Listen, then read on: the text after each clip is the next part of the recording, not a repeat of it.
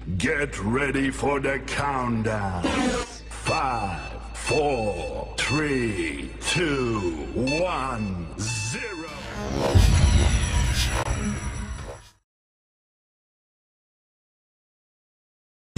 Halo teman-teman, perkenalkan saya Rosalia Lamere, peserta Latsar CPNS golongan 3 angkatan 20 lingkup pemerintah Kota Ambon.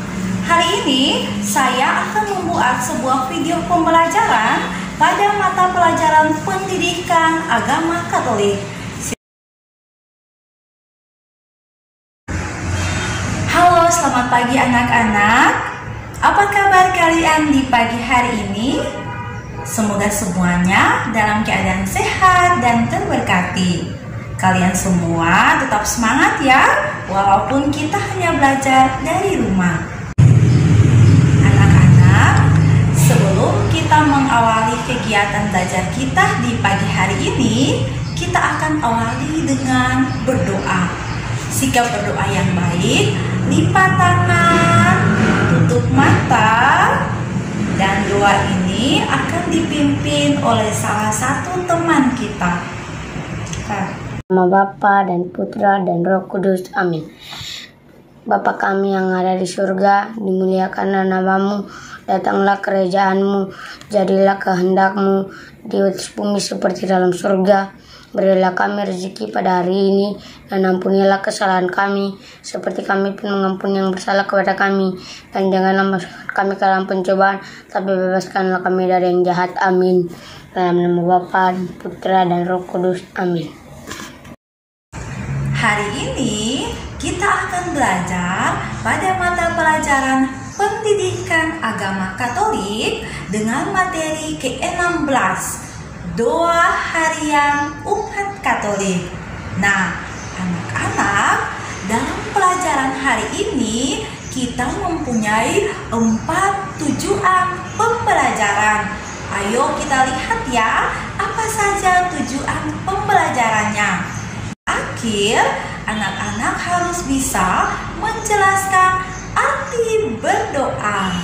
Yang kedua, anak-anak harus bisa menyebutkan doa-doa harian dalam gereja Katolik. Yang ketiga, kalian harus bisa mengungkapkan teladan apa yang boleh kita pelajari dari Santa Teresia dan juga Yesus dalam hal berdoa. Yang keempat, kalian harus bisa mempraktekkan cara mengucapkan doa-doa harian dalam gereja Katolik. Nah, anak-anak, itulah 4 tujuan pembelajaran yang akan kita capai dalam pelajaran di hari ini. Anak-anak, pernah tidak kalian meminta sesuatu kepada ayah atau ibu kalian? Dengan cara apa? Apakah dengan cara berdiam ataukah menangis? Pasti tidak kan? Pasti kalian mengungkapkan dengan cara berbicara kepada ayah atau ibu kalian untuk meminta sesuatu. Nah, proses ini yang disebut dengan komunikasi anak-anak. Nah, anak-anak, lantas bagaimana cara kita menyampaikan sesuatu kepada Tuhan? Iya, dengan cara yang sama anak-anak. Kita berbicara atau mengungkapkan sesuatu kepada Tuhan melalui komunikasi. Komunikasi dengan Tuhan itu terjalin dalam suasana berdoa. Nah, anak-anak, maka itu berdoa adalah cara yang paling tepat untuk kita berkomunikasi dengan Tuhan. Maka itu, kalau kita berdoa, kita harus mempunyai sikap yang tenang. Karena dalam berdoa, kita mengarahkan hati dan pikiran kita hanya kepada Tuhan. Kalau pernah, di mana? Kapan kalian berdoa? Dan doa apa saja yang kalian doakan? Bagi orang beriman, berdoa adalah salah satu kewajiban untuk menghormati Tuhan sebagai pencipta dan pemberi hidup bagi kita. Maka itu penting bagi kita berdoa kapan saja dan di mana saja, baik itu di lingkungan rumah, di lingkungan sekolah, di lingkungan tempat tinggal, bahkan dalam gereja. Nah, anak-anak, berdoa dapat dilakukan secara sendiri-sendiri maupun secara bersama-sama, seperti sebelum dan sesudah tidur, sebelum dan sesudah makan, sebelum dan sesudah belajar, ataukah saat kita merayakan perayaan-perayaan sukacita lainnya. Nah, anak-anak tahu tidak, dalam gereja Katolik kita mempunyai beberapa sarana yang bisa membantu kita untuk berdoa kepada Tuhan. Seperti apa anak-anak? Ada lilin, ada bunga, ada salib, ada rosario, ada patung. Nah, ini adalah sarana yang bisa membantu kita untuk berdoa kepada Tuhan. Anak-anak harus tahu juga ya, dalam gereja Katolik kita mempunyai doa-doa dasar yang harus dikuasai oleh anak-anak pada usia sekarang. Ada tanda salib, ada doa kemuliaan, ada doa Salam Maria, ada doa Bapa Kami. Nah, kita coba dengarkan ya, salah satu teman kalian membawakan doa harian umat Katolik. Ibu guru dan teman-teman, mari kita berdoa. Dalam nama Bapa dan Putra dan Roh Kudus. Amin. Aku percaya akan Allah, Bapa yang Maha Kuasa, Pencipta langit dan bumi, dan akan Yesus Kristus, Putranya yang tunggal Tuhan kita, yang dikandung dari Roh Kudus, dilahirkan oleh perawan Maria, yang menderita sengsara dalam pemerintahan Pontius Pilatus, disalibkan, wafat, dan dimakamkan, yang turun ke tempat penantian pada hari ketiga, bangkit dari antara orang mati, yang naik ke surga, duduk di sebelah kanan Allah Bapa yang Maha Kuasa, dari situ Ia akan datang mengadili orang hidup dan yang mati. Aku percaya akan Roh Kudus, Gereja Katolik yang kudus, persekutuan para kudus, pengampunan dosa, kebangkitan badan kehidupan yang kekal. Amin. Bapa kami yang ada di surga, dimuliakanlah nama-Mu, datanglah kerajaan-Mu, jadilah kehendak-Mu di atas bumi seperti di dalam surga. Berilah kami rezeki pada hari ini, dan ampunilah kesalahan kami, seperti kami pun mengampuni yang bersalah kepada kami. Dan janganlah masukkan kami ke dalam pencobaan, tetapi bebaskanlah kami dari yang jahat. Amin.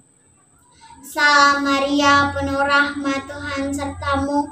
Terpujilah engkau di antara wanita, dan terpujilah buah tubuhmu Yesus. Santa Maria, Bunda Allah, doakanlah kami yang berdosa ini, sekarang dan waktu kami mati. Amin. Kemuliaan kepada Bapa dan Putra dan Roh Kudus, seperti pada permulaan, sekarang, selalu, dan sepanjang segala abad. Amin. Dalam nama Bapa dan Putra dan Roh Kudus. Amin. Anak-anak, ajakan untuk kita selalu berdoa ini didasarkan pada kebiasaan hidup Yesus sebagai seorang pendoa. Anak-anak masih ingat cerita Yesus berdoa kepada Bapaknya di Taman Getsemani? Iya, saat itu Yesus dalam suasana batin yang sangat sedih. Dia tidak berbuat apa-apa, anak-anak. Yesus mencari tempat yang tenang untuk berdoa kepada Bapaknya. Yesus juga mengajak murid-muridnya untuk berdoa kepada Bapaknya. Nah, anak-anak, selain berdoa di Taman Getsemani, Yesus pun berdoa di Bait Allah, di padang gurun, dan juga tempat lain. Selain Yesus, ada salah satu tokoh perempuan yang sudah akrab bersama Yesus dalam hal berdoa. Anak-anak tahu siapakah tokoh perempuan itu? Iya, dia adalah Santa Teresia. Santa Teresia ini anak-anak sudah akrab bersama dengan Yesus sejak masih anak-anak. Santa Teresia suka sekali berdoa kepada Yesus. Ketika dia berjalan dan menemui burung atau kupu-kupu, dia selalu mengungkapkan kepada Tuhan, "Betapa indah ciptaanmu Tuhan." Ketika dia mendengar suara guntur, Santa Teresia berkata, "Jangan marah kepada Teresia Tuhan." Ketika dia melihat pelangi, dia berkata lagi kepada Tuhan, "Sungguh indah kalung di lehermu." Nah, anak-anak, ini adalah ungkapan-ungkapan sederhana dari Teresia yang memuji Tuhan. Nah, semua ungkapan-ungkapan ini dia rangkai dalam bentuk doa. Anak-anak, belajar dari Yesus dan Santa Teresia, kita pun diajak untuk selalu berdoa kepada Tuhan.